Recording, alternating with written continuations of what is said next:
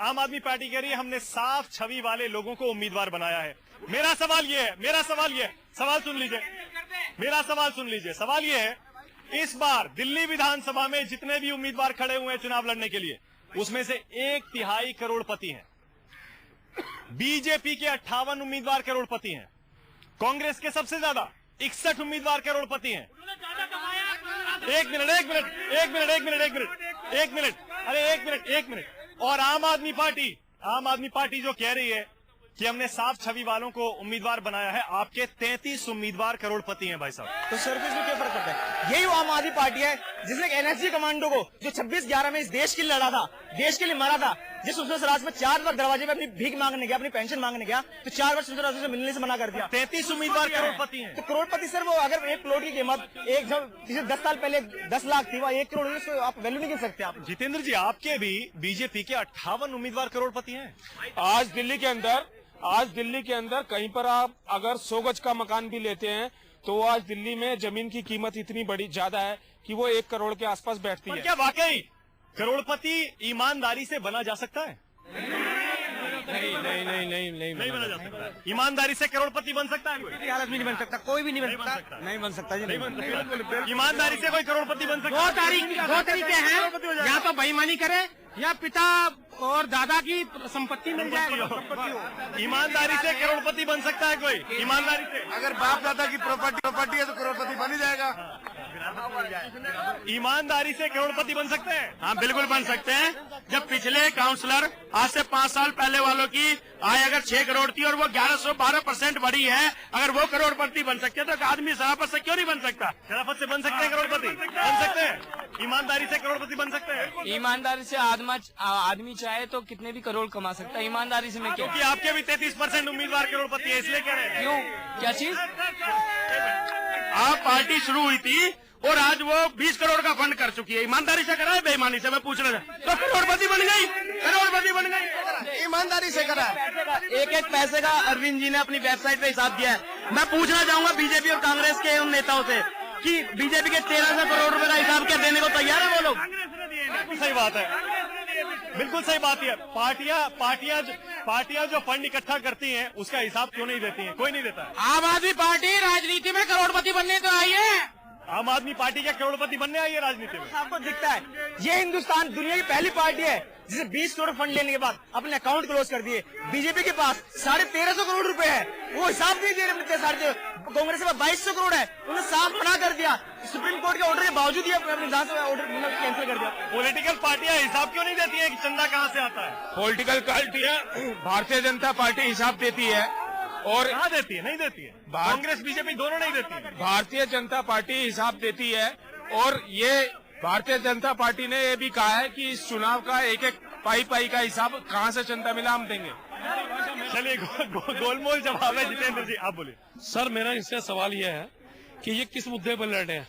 बिजली का मुद्दा विजय गोयल जी का था, भ्रष्टाचार का मुद्दा और काले धन का मुद्दा अडवाणी जी का था, लोकपाल का मुद्दा अन्य हजारे का था। ये किस बेस पे इलेक्शन लड़ रहे हैं? बताइए, आपके पास क्या सर मुद्दा है? बिजली का मुद्दा किसका था? पिछले 15 साल से कांग्रेस यहाँ पर बीजेपी विपक्ष में है ना। आपने हाईजैक कर लिया। आपने हाईजैक नहीं करा, हमने लोगों मुद्दा उठाया और उसके लिए जंग लड़ रहे हैं, आज लड़ाई लड़ रहे हैं। जिनके तार जोड़ के आए थे वो मुकदमा लड़ रहे हैं, उनके ऊपर बिल 10 लाख के बन गए और देखिए हाँ बोलिए। ये भाग के बिजली के तार जोड़ के वो गरीब आदमी मुकदमे झेल रहे हैं। आज तक दोबारा उनके घर पे कोई नहीं गया। इनके मनीष सिसोदिया, अरविंद केजरीवाल, गोपाल राय, जितने भी इनके शीर्ष नेता है, कोई भी दिल्ली का रहने वाला नहीं है। दिल्ली की समस्या को समझेंगे क्या जो दिल्ली में नहीं रह सकता है? आपको वोट, ये सवाल लेकर आज हम आ गए हैं उत्तर पूर्वी दिल्ली के रोहतास नगर विधानसभा क्षेत्र में, जहाँ के सिटिंग एमएलए हैं विपिन शर्मा। आए नहीं, हमने बुलाया था, आए नहीं, और इसीलिए बहुत सारे सवाल ऐसे हैं जिनके जवाब जनता ढूंढ ही रही है, लेकिन चुनाव में उनका जवाब शायद जनता खुद दे देगी। जितेंद्र महाजन चुनौती दे रहे हैं बीजेपी से, आम आदमी पार्टी से अशोक गौड़ है। आम आदमी पार्टी कहती है कि जो एमसीडी में जो निगम पार्षद उन्होंने कुछ नहीं किया। अरे सबसे शुक्रगुजार समझो जो एमसीडी में बैठे हमारे निगम पार्षद हैं, उन्होंने आपको झाड़ू तो दे दी लगाने के लिए, और क्या लेंगे आप? जवाब जरूर लूंगा मैं। जवाब दीजिए। अच्छा जवाब है, झाड़ू दे दिया। वाकई में लोगों की हालत यही कर, झाड़ू लायक कर दिया है, वो झाड़ू उठाने लायक ही रह गए। एमसीडी में दिल्ली में एक मकान बनाने के लिए हर लेंटर पे पैसा देना पड़ता है। घर के पर बोरिंग खुदाने के लिए आपसे तो एमसीडी चढ़ावा नहीं चढ़ाओगे, आप वहाँ एक गड्ढा नहीं खोदते पानी पीने के लिए, तो ये एमसीडी है। मकान बनाओ तो रिश्वत दो, और गड्ढा हो तो बोरिंग होता तो रिश्वत दो, तो रिश्वत के अलावा एमसीडी कुछ नहीं करते। ये कह रहे हैं कि एमसीडी में भ्रष्ट हैं। हमारे यहाँ के 2 काउंसलर बैठे हैं, इन्होंने इनके ऊपर आप दाग बताएं कि क्या दाग लगा हुआ है। मैंने मकान बनवाया, बिगैर पैसे देके मकान बनवाए हैं। मकान एक सेकंड, एक आपको बुरा लगेगा और शायद आपके काउंसलर्स को भी बुरा लगेगा, लेकिन एमसीडी पूरे हिंदुस्तान में बदनाम है, इसलिए हम एमसीडी की बात नहीं करेंगे। मैं आपसे ये कहना चाहूंगा, एक मिनट, एमसीडी को आप कहते हैं वो बदनाम है, लेकिन जो काउंसलर्स हैं वो एमसीडी और जनता के बीच में पुल का काम करते हैं, और एमसीडी के करप्शन को हमेशा रोकते हैं अपने जनता के हित में। कर्मचारियों पर आपकी नहीं चलती है? बिल्कुल चलती है। अब आप पूछिए हमारी जनता से, अभी आपको उन्होंने प्रत्यक्ष को प्रमाण की जरूरत नहीं है। अभी उन्होंने बताया कि हमने बिना पैसे देके मकान बनाया, झूले में झूल रही है शासन व्यवस्था में, अभी तो बेचारे घुटना पर भी नहीं चल रहे। बीजेपी के लोग कह रहे हैं अभी तो आप बच्चे हैं, आप झूला झूलिए, अभी झूला झूलिए। बच्चों ने इनके एक गडकरी साहब की सीट हटा दी, तो ये बच्चे हैं, अभी तो बड़े होंगे तो हम बहुत कुछ करने वाले हैं। अभी बच्चों के गडकरी को सीट से हटवा दिया, अभी तो बहुत कुछ होगा, टेंशन मत लीजिए। चोर डरता है, हम लोग ठोक के कह रहे हैं, हम जो काम कर रहे हैं ईमानदारी से कर रहे हैं, और इस देश को बदलेंगे। कौन चोर?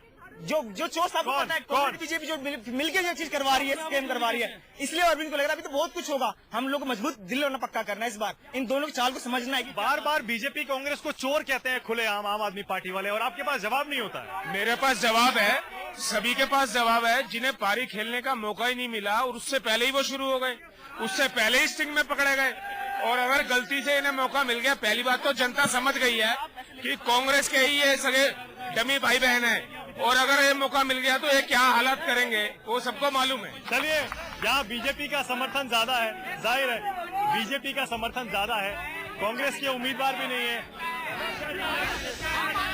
जनता भी है, बीजेपी कार्यकर्ता भी है, लेकिन सवाल फिर से वही है, इस बार कांग्रेस के उम्मीदवार इस बहस में नहीं आए। विपिन शर्मा क्यों नहीं आए? कहीं चुनाव की एक छोटी सी झलक तो नहीं है? क्यों दे आपको वोट में? रोहतास नगर से आज इतना ही। देखते रहिए News 24।